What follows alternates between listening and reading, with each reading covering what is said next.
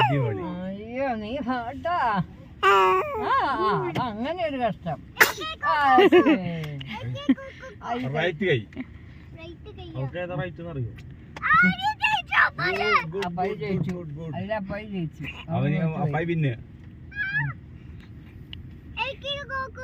Left കൈയിലുള്ളതല്ലടി right. ഏത് കയ്യിൽ കൊക്കോക്കാന്നടി?